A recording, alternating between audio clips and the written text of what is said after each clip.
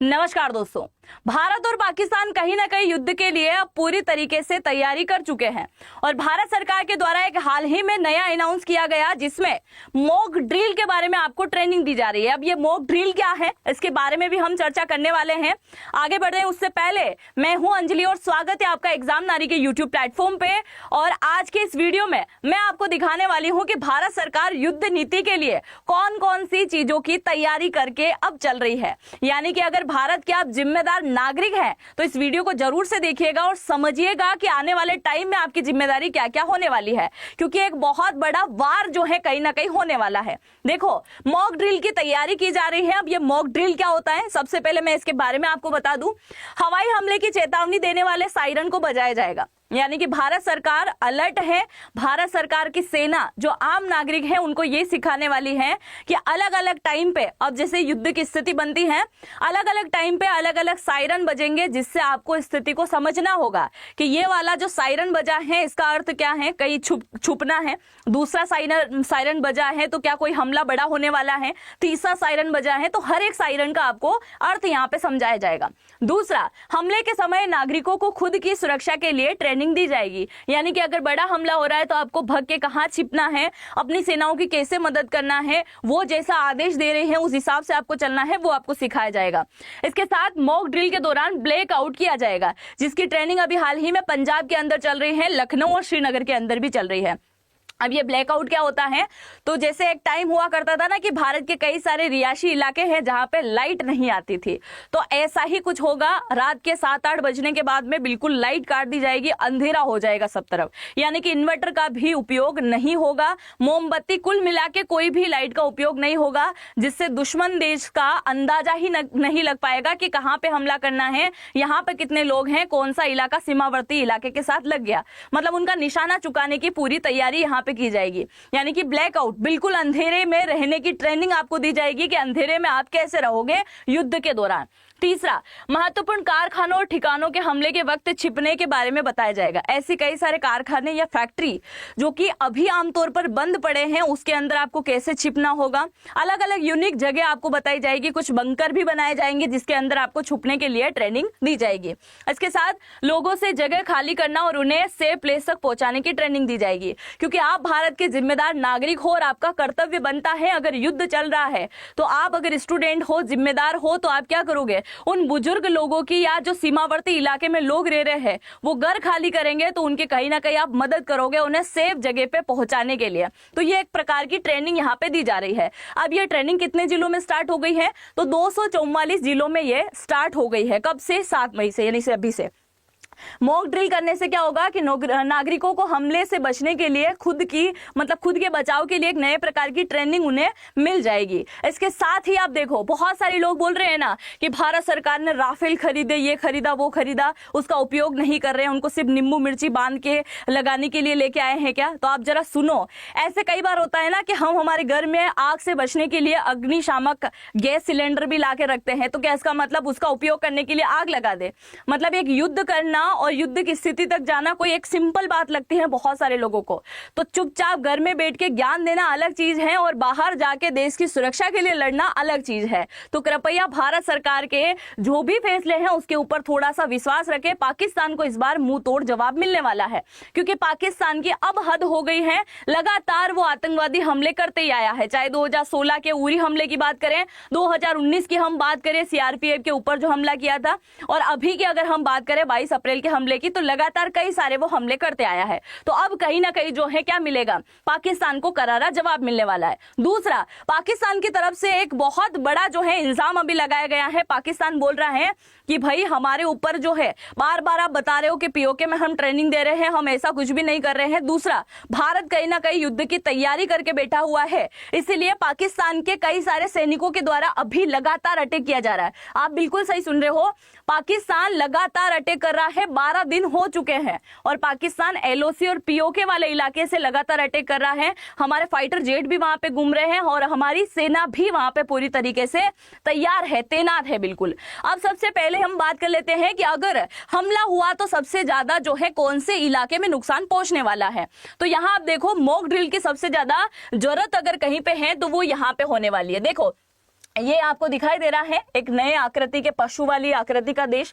तो ये वाला देश अगर अटैक करता है तो ये जम्मू कश्मीर वाला इलाका, लद्दाख वाला इलाका, पंजाब का इलाका हो गया है, पंजाब के साथ राजस्थान और गुजरात, ये ऐसे इलाके हैं जहां पे क्या होगा, सीधा हमला हो सकता है। क्योंकि पाकिस्तान के पास में ऐसे परमाणु हथियार है जो 100 किलोमीटर 200 किलोमीटर के एरिया को क्या करेंगे, बहुत भयंकर तरीके से विध्वंस कर सकते हैं। तो इतना इलाका जो है ये खत्म करने की तैयारी में बैठेंगे, इसीलिए पहले तो यहाँ के घर खाली करवा दिए जाएंगे। अभी भारत सरकार ने पहले भी एक अल्टीमेटम जारी किया था कि 2 दिनों के अंदर क्या करना है, आसपास में जितनी भी जमीनों के अंदर आपका अनाज जो है उसको हटा ले, आप खत्म कर दे उसको, और कहीं ना कहीं अपनी सुरक्षा की तैयारी कर ले। तो इन सभी इलाकों में मॉक ड्रिल शुरू हो गया है, जम्मू कश्मीर में भी हुआ है और लखनऊ में भी जो है मॉक ड्रिल की शुरुआत हो गई है। और कुछ ही दिनों के अंदर जो है कई सारे भारत के अंदर जो ऑफिस बने हुए हैं छोटे बड़े, उन सभी ऑफिस के अंदर भी ट्रेनिंग दी जाएगी, क्योंकि वो सब भारत के एक जिम्मेदार नागरिक हैं और उनको कहीं ना कहीं सुरक्षा के लिए आना पड़ेगा। क्या आप इसके लिए रेडी है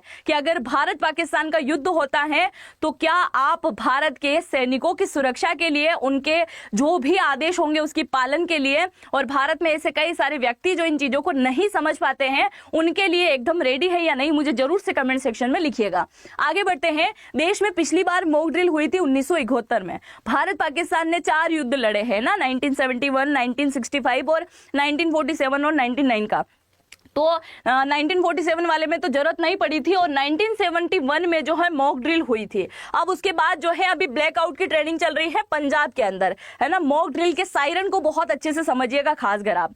आगे बढ़ते हैं। इसके साथ ही अभी मॉर्निंग में एक खबर आई थी, गृह मंत्रालय के द्वारा जो है एक समिट आयोजित की गई, जिसके अंदर कहा गया कि अब भारत के ऐसे बड़े बड़े इलाके जिसको पाकिस्तान टारगेट कर सकता है, खासकर सबसे पहले उन इलाकों में क्या करें, ट्रेनिंग देने की शुरुआत कर दे और वहां के लोगों को सिखा दिया जाए कि अगर युद्ध की स्थिति बन जाएगी तो आपको आगे आने वाले टाइम में कैसे रहना होगा और कैसे अपनी सुरक्षा को निश्चित करना होगा, इसके बारे में भी यहाँ पे आपको सिखाया जाएगा। आगे बढ़ते हैं। देखो, बहुत सारे लोग घायल भी होंगे। ऑब्वियसली अगर युद्ध होता है तो दोनों पक्षों में कहीं ना कहीं नुकसान भी होता है और फायदा भी होता है, दोनों चीजें होती है। और पाकिस्तान तो कहीं ना कहीं परमाणु हमले की धमकी देता है। अच्छा, आज मैं आपको बता दूं, एक वीडियो मेरा आने वाला है जिसमें मैं आपको बताने वाली हूं कि भारत और पाकिस्तान की तुलना में किसके पास कितने परमाणु है और हमारे पास जो परमाणु है उससे कितना साइड इफेक्ट पाकिस्तान को पहुंचेगा और पाकिस्तान के जो परमाणु है वो हमारे यहाँ कितना साइड इफेक्ट पहुंचा सकते हैं। इसके अलावा वर्ल्ड के पास में कितने ऐसे न्यूक्लियर पावर है जिसका उपयोग करने से चंद 2 सेकंड के अंदर लाखों करोड़ों लोगों की जान चली जाएगी। तो वो वीडियो मेरा आने वाला है आज शाम को, उसको जरूर से देखिएगा, सब्सक्राइब जरूर से कर लीजिएगा ताकि नोटिफिकेशन पहले आपके पास में पहुंच सके। ये देखो, बहुत सारे लोग घायल होंगे जिसकी सुरक्षा के लिए आप सभी को जाना पड़ेगा। और अब जो है युद्ध की घंटी कहीं ना कहीं बजने वाली है, क्योंकि हमारी एयर स्पेस जो है वो भी कहीं ना कहीं तैयारी में लग गई है, वायुसेना। और गंगा वाला एक ऑपरेशन चला रहे, कहीं ना कहीं गंगा जो हमारा एक्सप्रेसवे है, यमुना एक्सप्रेसवे है, वहां पे भी जो है फ्लाइट को कैसे उतारा जाएगा, जेट को कैसे उतारा जाएगा, उसकी ट्रेनिंग चल रही है। तो हम पाकिस्तान वालों के लिए बोल देते हैं कि पाकिस्तान वालों, तुम्हारे यहाँ जो लोकल रोड बना दिए है चाइना ने, उस पर तुम भी उतारने की कहीं ना कहीं तैयारी कर लो, क्योंकि आने वाले टाइम में बहुत खतरा तुम्हारे ऊपर होने वाला है। अब मॉक ड्रिल के दौरान कौन कौन सी बातें और है मैं आपको बता दूं। हाई अलर्ट साइरन बजेगा, उसको देखना है। हमले के वक्त नागरिक और छात्रों को खुद की सुरक्षा करना है, दूसरों की सुरक्षा पे भी ध्यान लगाना है। इसके साथ ही आप देखो, बॉर्डर वाले इलाके, यहाँ पे हमारी सेना जो है पूरी तरीके से अब रेडी होके बैठी हुई है। हम बोल सकते हैं कि हमारी इंडियन आर्मी को एकदम सैल्यूट है, क्योंकि वो कभी भी हमारे भारत की सुरक्षा को लेकर चूकती नहीं है। हालांकि आतंकवादी उन्हीं की वर्दी पहन के यहाँ पे आ जाते हैं, अब उनको मुंह तोड़ के जवाब देने का समय आ चुका है, क्योंकि बहुत ज्यादा अत्याचार हो चुके हैं पाकिस्तान के पहले से ही। तो अब जो है सहन नहीं किया जाएगा। ये गृह मंत्रालय की तरफ से एक रिपोर्ट जारी कर दी गई है जिसमें भारत के हर एक व्यक्ति को सजग होने की स्थिति में लाने के लिए कह दिया गया है। अब मैं आपको यहाँ पे थोड़ा सा और बता दूं, सायरन की आवाज बेहतर तेज होगी, यानी कि अभी तक आपने सायरन में सबसे ज्यादा तेज सुनी होगी आवाज, एम्बुलेंस की सुनी होगी। तो ये एम्बुलेंस की आवाज की अगर हम बात करें तो 110 से 120 डेसिबल की आवाज करता है। अब ये जो सायरन होगा ये 120 से 140 डेसिबल तक का होगा, बड़ा तेजी से बजेगा।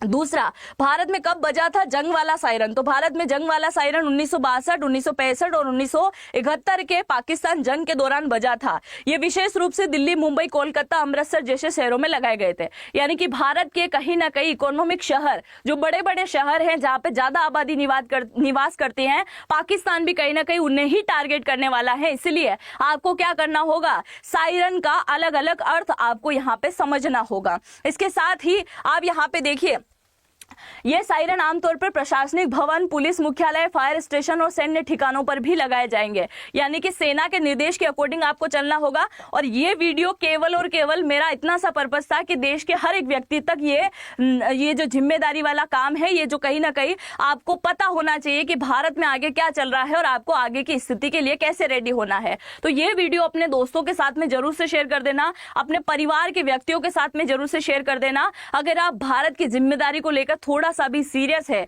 तो जरूर से वीडियो शेयर कीजिएगा।